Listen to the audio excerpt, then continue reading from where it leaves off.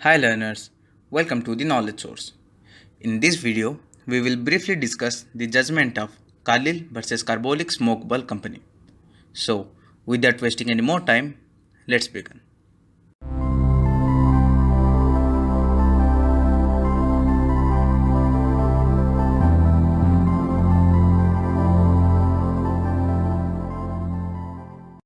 Louisa Carlyle versus Carbolic Smoke Ball Company, commonly known as Carlyle versus Carbolic Smoke Ball Company, एक law of contract oriented case law है जो mainly general offer के topic को cover करते वक्त example में दिया जाता है। तो पहले इस केस के कुछ डिटेल्स जान लेते हैं। ये केस कोर्ट ऑफ अपील में डिसाइड हुआ था और इस केस का फुल नेम है Louisa Carlill versus Carbolic Smoke Ball Company, जो commonly Carlill versus Carbolic Smoke Ball Company के नाम से जाना जाता है। ये केस 8 दिसंबर 1892 में डिसाइड किया गया था, जिसके जजेस थे Lord Lindley, Lord Bowen, Lord L Smith. इस केस के प्लेंटिफ हैं मिसेस लुइसा कार्लिल और इस केस के डिफेंडेंट हैं कार्बोलिक स्मोकबल कंपनी। तो अब इस केस के कुछ फैक्ट्स जान लेते हैं। 1889 टू 1890 फ्लू पैंडमिक, जो 19th सेंचुरी का लास्ट और सबसे बड़ा पैंडमिक था, उसे पूरे हिस्ट्री में सबसे बड़ा और डेडलीस्ट माना जाता है। उसमें करीबन 1.5 बिलियन लोगों की डेथ हुई थी।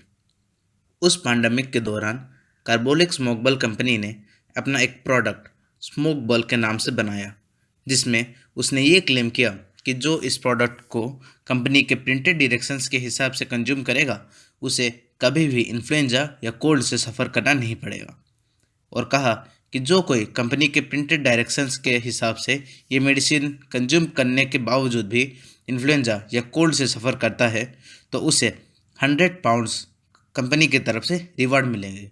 और अपने सीरियसनेस को शो करने के लिए कंपनी ने बैंक में 1000 पाउंड्स डिपॉजिट कर दिए, और ये सब कुछ कंपनी ने हर पॉपुलर न्यूज़पेपर और अलग अलग न्यूज़ सोर्स के थ्रू चारों ओर एडवर्टाइज के तौर पर फैला दिया। फिर कहानी में आते हैं मिसेस लुइसा कार्लिल, जिन्हें हम मिसेस कार्लिल के नाम से जानते हैं। उन्होंने एक न्यूज़पेपर के थ्रू ये एडवर्टाइजमेंट देखकर इस स्मोकबॉल मेडिसिन को खरीद लिया और उसे प्रिंटेड डायरेक्शंस के हिसाब से कंज्यूम करना शुरू कर दिया, पर उन्हें लेटर स्टेज में इन्फ्लुएंजा से सफ़र करना पड़ा। इसलिए उन्होंने कंपनी से 100 पाउंड्स का क्लेम किया, पर कंपनी ने इसके लिए जब मिसेस कार्लिल से क्लियरली मना कर लिया तो मिसेस कार्लिल ने कोर्ट ऑफ लॉ में एक सूट फाइल कर दिया ताकि वो अपना राइट क्लेम कर सकें। तो चलिए जानते हैं क्या थे कंटेंशन ऑफ द पार्टीज, यानी कि क्या क्या आर्गूमेंट्स किए थे कंपनी ने अपने फेवर में। इस केस में अपने फेवर में कंपनी ने ये कहा कि कॉन्ट्रैक्ट को वैलिड करने के लिए एक्सेप्टर को अपना एक्सेप्टेंस ऑफरर को कम्युनिकेट करना पड़ता है, पर इस केस में प्लेंटिफ यानी मिसेस कार्लिल ने ऐसा नहीं किया, इसलिए ये एक वैलिड कॉन्ट्रैक्ट नहीं हुआ। दूसरा ये कि ऑफर पर्टिकुलरली मिसेस कार्लिल को नहीं दिया गया था, इसलिए कंपनी मिसेस कार्लिल को पे करने के लिए लायबल नहीं है। तो चलिए अब जानते हैं कि इस बात पे कोर्ट ने अपना क्या डिसीजन दिया। कोर्ट ने ये कहा कि ऑफ़र सिर्फ एक पर्टिकुलर इंसान को ही नहीं, पूरे पब्लिक एट लार्ज को भी एक साथ दिया जा सकता है, जिसे जनरल ऑफ़र कहा जाता है। फिर दूसरा ये कि हर बार या हर केस में एक ऑफ़र का एक्सेप्टेंस को कम्युनिकेट करना ज़रूरी नहीं होता है। कभी कभी एक ऑफ़र का एक्सेप्टेंस आप कम्युनिकेट के बगैर भी कर सकते हैं। अगर आप उसके सारे कंडीशंस को पूरे कर देते हैं तो भी यही माना जाता है कि आप उस ऑफ़र को एक्सेप्ट किए हो। फॉर एग्ज़ाम्पल, आपका दोस्त आपको कॉल करके बोलता है कि अगर आप उसके घर रात के 2 बजे खुद अपने हाथों से मैक्रोनी पिज़्ज़ा लेकर उसके घर आकर डिलीवर करोगे तो वो आपको 2000 रुपये देगा, और ये कहकर वो फ़ोन डिस्कनेक्ट कर लेता है।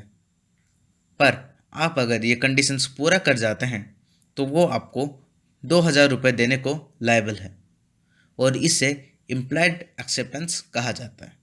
और यही किया था मिसेस कार्लिल ने। और तीसरा ये कि कंपनी को मिसेस कार्लिल को देना है 100 पाउंड्स, क्योंकि उन्होंने कंपनी के एडवर्टाइजमेंट देख के ही वो मेडिसिन कंज्यूम किया था, और वो भी उनके प्रिंटेड डायरेक्शंस के हिसाब से।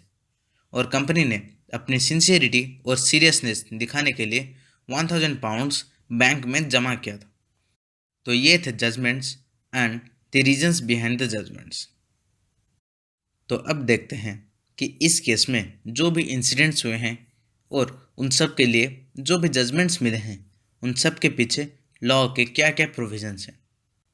पहला है कि जनरल ऑफर, जिसमें पब्लिक एट लार्ज को ऑफर किया जाता है, ना ही एक पर्टिकुलर एंड स्पेसिफिक पर्सन को। और दूसरा है कि एक्सेप्टेंस, हर बार कम्युनिकेट करना जरूरी नहीं होती एक्सेप्टेंस। कभी कभी एक्सेप्टेंस उस ऑफर के कंडीशंस को पूरा करते भी किया जा सकता है। इस वीडियो से अगर आपको एटलीस्ट एक भी नया पॉइंट सीखने को मिला है तो आप इस वीडियो को लाइक और शेयर करके मुझे सपोर्ट कर सकते हैं। और ऐसे ही करंट अफेयर्स और law subjects related informative videos के लिए आप मेरे इस चैनल को सब्सक्राइब करके बेल आइकन को ऑल पे रख दीजिए, ताकि मेरे वीडियोस अपलोड होते ही पहला नोटिफिकेशन आपको मिले। फिलहाल इस वीडियो में इतना ही, फिर मिलते हैं अगले वीडियो में, और तब तक के लिए be safe and keep learning.